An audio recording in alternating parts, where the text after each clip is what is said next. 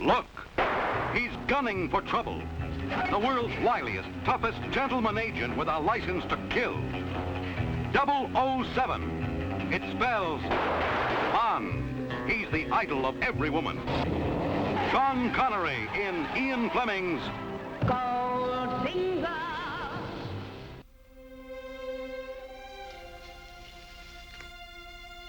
It's January 1964, and James Bond has become one of the most popular characters in motion picture history.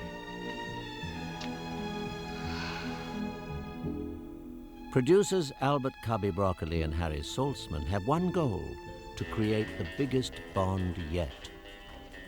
Ultimately, they create something more. Who are you? Bond. James Bond.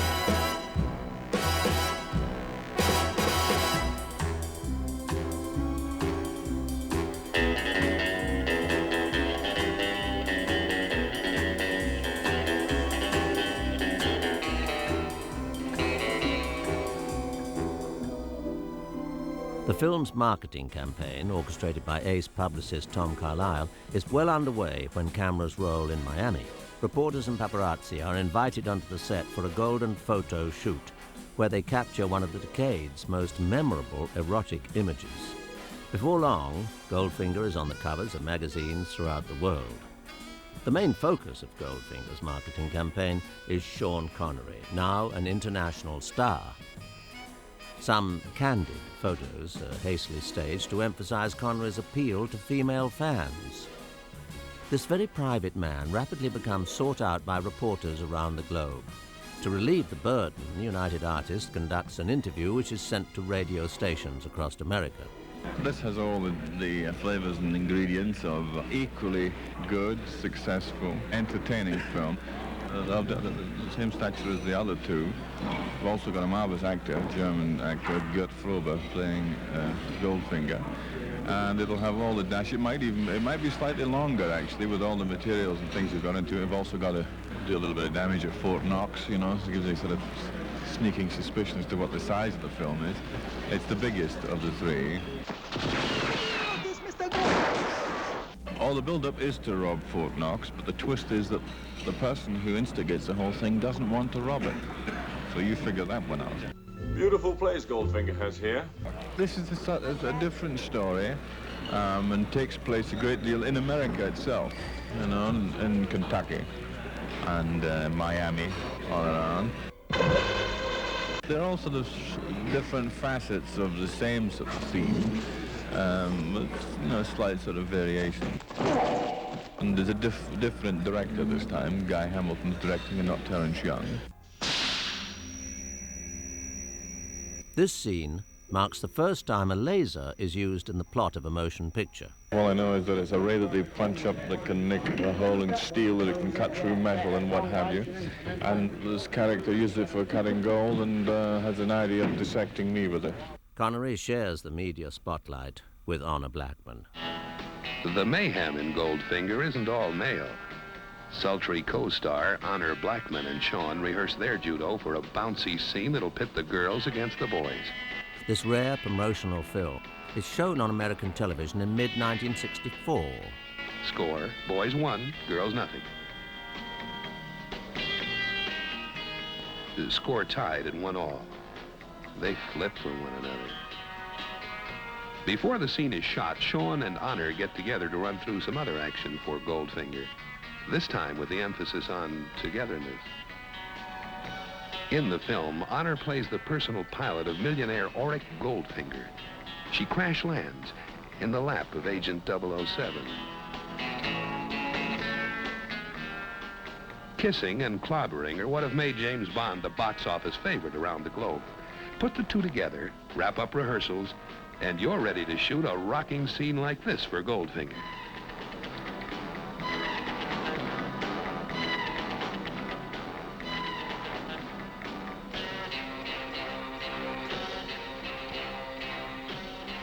They've forgotten what they were fighting about.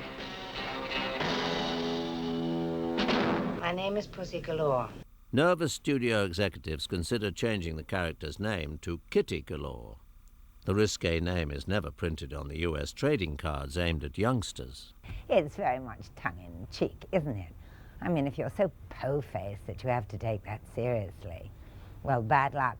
But I mean, it was very funny in the States. I was quite shocked that they were shocked. I was rather taken aback. So I used to quite deliberately say, "Oh, you mean pussy?" And he used to die and cut and all that sort of thing, you know. I believe this is yours. Hawaiian wrestler Harold Sakata makes his screen debut as Oddjob.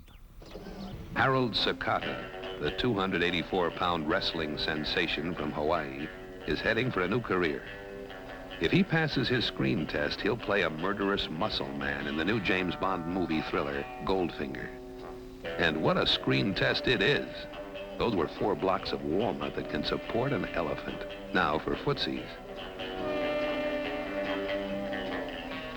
This can really fracture you. Harold's toes hang together, the part is his. Here's Sakata's first scene in Goldfinger. He's mixing it up with Sean Connery, who stars as Special Agent James Bond in the United Artists adventure film. The setting is the U.S. Treasury's gold vault at Fort Knox. It looks like the first round goes to Sakata. With it goes the admiration of youngsters visiting the set. No matter how strong a man is, a cough can still get the upper hand.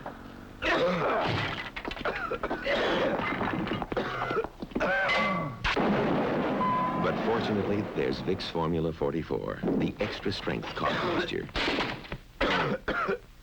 Effective as codeine, but not narcotic.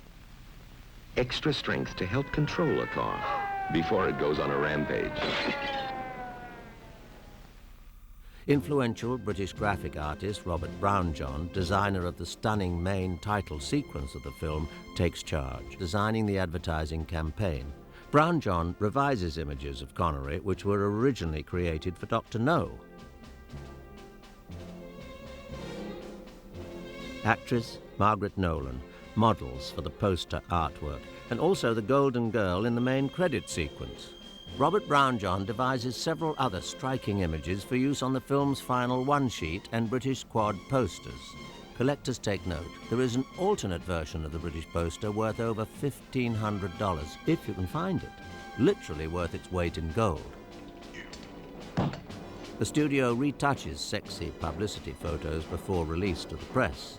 As if Golden Girls and Pussy Galore are not exotic enough, Goldfinger also gives Tom Carlyle and his marketing team a publicist's dream, the now famous Aston Martin DB5. Well, we have an Aston Martin car that has a few sort of idiosyncrasies which a potential enemy would find interesting. And there's also a pilot's ejector seat for the fellow traveler, which puts them out through the roof at somewhat hurried speed. There's a couple of other little things, but it's much better one doesn't disclose them because they'll lose their flavor. Although the success of Goldfinger makes Sean Connery a household name, the Aston Martin DB5 quickly speeds past him into the record books. No other vehicle in the history of entertainment so captivates the public mind. Still popular at auto shows, Bond's lethal vehicle spawns an entire cottage industry of products. In 1965, Corgi Toys releases their first replica of the car, and it sells a phenomenal 2 million units worldwide. Corgi made a golden car, the golden Bond car, which had the ejector seat and all the gadgets, everything worked. They made a miniature Aston Martin. I remember seeing photographs of it. It was a complete, absolute replica of the Bond car. Various versions of the car are produced over the next 30 years. Corgi coats this 1994 edition of the DB5 in 14-karat gold. Only 7,500 of these special anniversary cars are manufactured, and their value continues to soar. Any wonder that James Bond's Aston Martin DB5 earns the title the most famous car in the world? This is the Aston Martin DB5 used in the 1995 Bond thriller GoldenEye, in action at the same Pinewood studio locations used in Goldfinger. Of the 1,023 DB5s built, 2 are used during production of Goldfinger.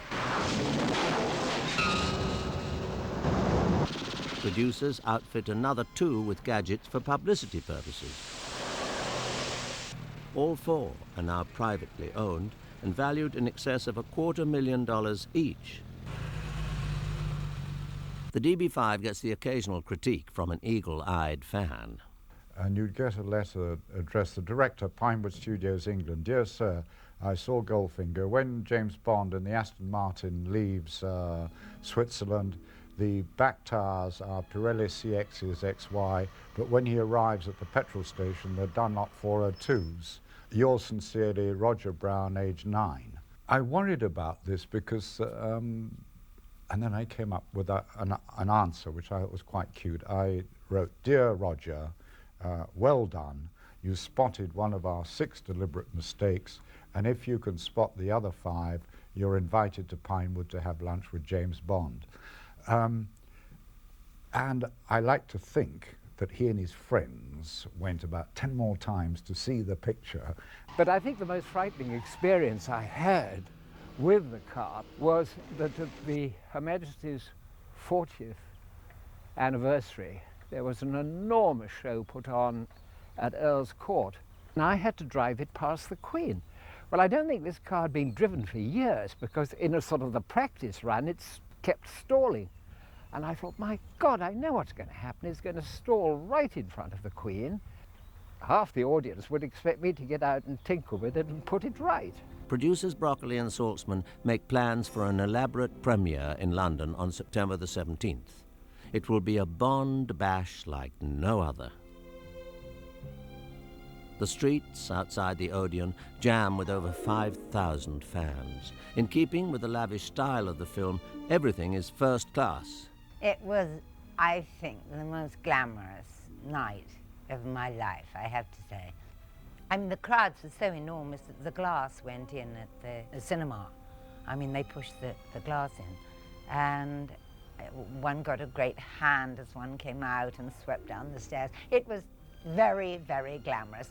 Harry always said that women came out of seeing a Bond film dreaming about Bond, and the men came out walking tall. A British designer creates a special Goldfinger jewel, which Honor Blackman wears to the premiere and on a promotional tour of England. The $10,000 bauble becomes its own attraction. And we got to the studio literally 5 minutes before I was due on. We were on directly after the news. And I had these 2 security men walking behind me, because I had this gold finger, you know. But as the countdown started, he asked me, the interviewer said, what would you like me to ask you? And I said, I don't give a damn what you ask me, you know, I like not to know. And then he suddenly said, Miss Blackman, what is it like being half male, half female? At which I absolutely broke up. And I had on a very low-cut dress, so I leaned forward and I said, which half did you have in mind for which? Goldfinger breaks records in its premier British engagements, and an eager audience awaits the film's release in the United States. Golden Girl Shirley Eaton tours major American cities in advance of the movie's December the 21st premiere. Sneak preview screenings draw hordes of fans in Washington, D.C., Miami, New Orleans, and Los Angeles. We had a sneak somewhere in Westwood, and that was the first time I'd seen the picture with an audience. And what I enjoyed thoroughly was sitting in front of me was a real know-it-all. I mean, he was a big kind of truck driver, and he got his wife and he got his mother-in-law, and he'd seen the obvious Bond movies. I mean, he knew all about Bond. And all the way through, he made commentaries and then leant back because he knew the answer. And then I fooled him time and again. And that was my pleasure. I mean, he was the guy I was really working for. Simultaneously, the studio floods the airwaves with advanced radio spots promoting Goldfinger, even if Her Majesty's secret agents sound like they hail from the Borscht Belt. Evening 006. Evening 008. What's new? I'm fed up with 007, that's what's new. He's back in action and he's got the best assignment again. The Goldfinger case. You think... Stop. Look. He's gunning for trouble. 007. It spells Bond.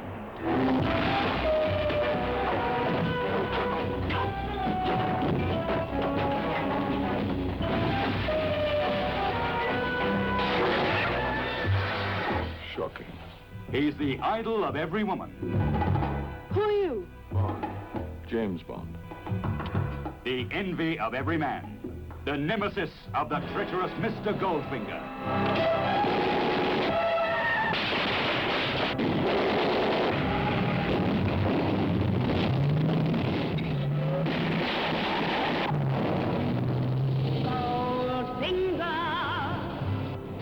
Goldfinger, a triumph in thrill-making cinema entertainment. The man with the mind. A three-time winner for Fleming's Secret Agent 007.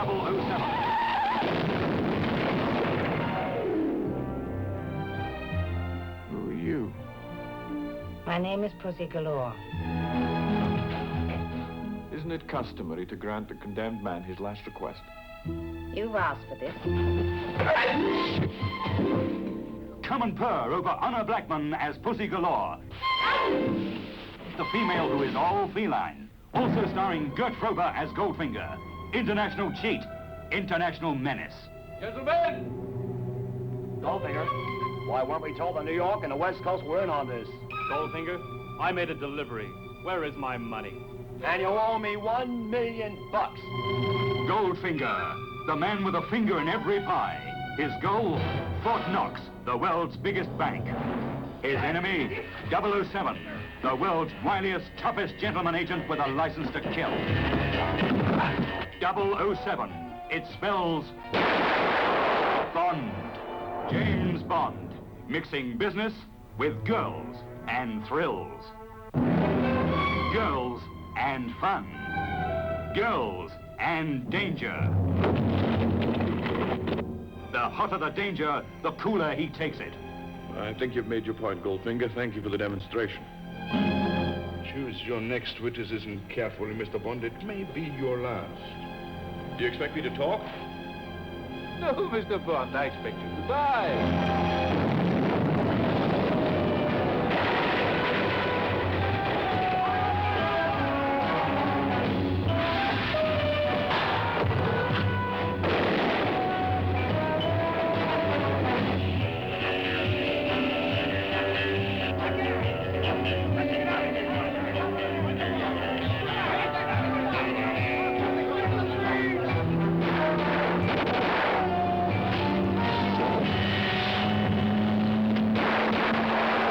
The marketing department at United Artists becomes so excited they even take publicity photos of Vincent Sardi's dinner to plan the American premiere. Bond's DB-5 arrives on the SS France, drawing all sorts of admirers. The evening of December the 21st, 1964, becomes the event of the season for New York society, with crowds surging around the elegant DeMille Theater. After the screening, local celebrities wine and dine in the grand ballroom of the famous Astor Hotel. Goldfinger proved to be the turning point in James Bond films. It packed audiences worldwide, from England to Japan and certainly in the United States. By the time of the US premiere, Bond frenzy grips the world. Goldfinger crosses all boundaries of sex and age. Everyone wants to be among the first to see the action-packed return of 007. Goldfinger smashes records in New York and at box offices around the world, from Tokyo to Munich, from Rome to Taiwan, from Mexico City to Mobile, Alabama. Goldfinger is everywhere. Goldfinger earns back its $3 million production costs in only 2 weeks, an incredible achievement considering it's playing at only 64 theaters in 41 key American cities. No wonder it achieves status in the Guinness Book of World Records as the fastest grossing film of all time. At the time of the release of Goldfinger, there were the obvious movie tie-ins, the book, the album. The film also launches the James Bond merchandising boom. These British trading cards mark the first official James Bond product, along with these James Bond 007 dress shoes. The box alone is now worth $400.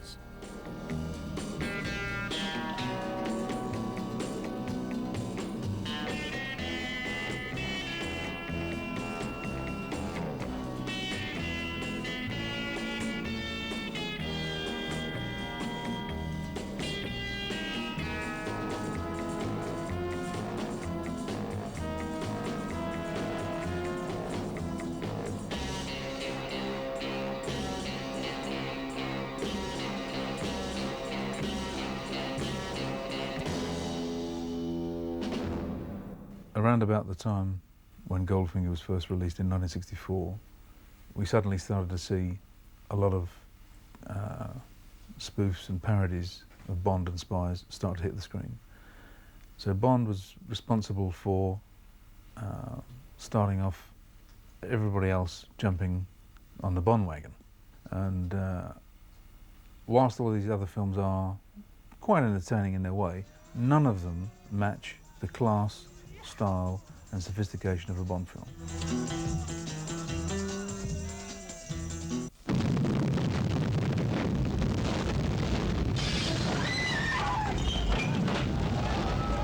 Everybody tries to copy it, nobody's equalled it.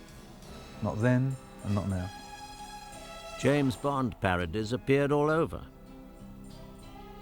Another Goldfinger success is the chart-topping title track by composer John Barry. Goldfinger. Although Shirley Bassey's soaring rendition of the song is the one audiences remember, the hit had its origins with this demo version by co-lyricist Anthony Newley. Such a cold finger beckons you to enter his web of sin. Don't go in. Golden words he will pour in your ear, But his lies can't disguise what you feel. The Goldfinger soundtrack, which went gold, naturally, causes a case of battling billboards with the producers of the Sherlock Holmes musical Baker Street. The success of the film fuels interest in the novel all over again. One wonders if Ian Fleming had any notion that his creation would not only endure, but increase in popularity for over 4 decades. Goldfinger is so popular that it is successfully reissued many times in combination with other Bond films. The first reissue is this 1966 double bill with Dr. No. Miss Honey and Miss Galore have James Bond back for more. And here he comes, the one, the only 007. And he's got a date with his 2 deadliest enemies, Goldfinger and Dr. No. It's Sean Connery as James Bond, at his best, battling 2 of his worst enemies. They try to bomb him and charm him, mug him, and drug him. Who are you? My name is Pussy Galore. They try to chop him and drop him, belt him, and melt him. Do you expect me to talk? No, Mr. Bond, I expect you to die. Walls crumble in his path. Women tumble in his arms. Nothing stands in his way. Shocking. There is only one James Bond. And if you liked him back to back, you'll love him face to face with his 2 deadliest enemies. Goldfinger. And Dr. No.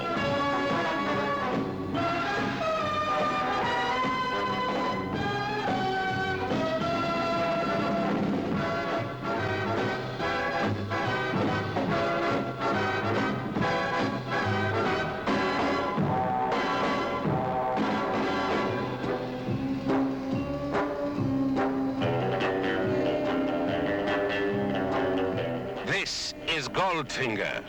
Get ready, Mr. Bond.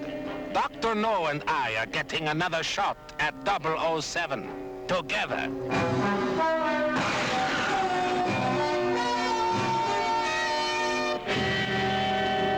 To celebrate Goldfinger's 30th anniversary, fans from around the country gather for a re-premiere at the prestigious Academy of Motion Picture Arts and Sciences. Sponsored by Creation Entertainment, the event has many alumni from the Bond films, including Goldfinger's editor and future Bond director Peter Hunt, and the man who designed many of the Aston Martin's amazing gadgets, special effects wizard John Steers. The next day, Creation Entertainment hosts a large convention which allows fans to enjoy a close-up view of the original DB5 gadget car. At London's Planet Hollywood, the cuisine is served amid a museum of original Bond props. Even Oddjob's lethal hat is here. More than 3 decades after its original premiere, Goldfinger remains one of the most memorable and popular films of all time. This is no time to be rescued.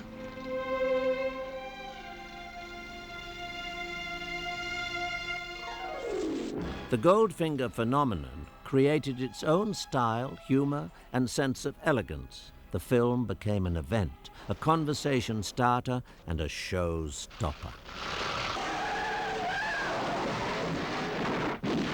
Only a handful of films retain their original charm and popularity over intervening decades, but Goldfinger continues to captivate viewers. For those who saw the film in 1964, Goldfinger made an indelible impression.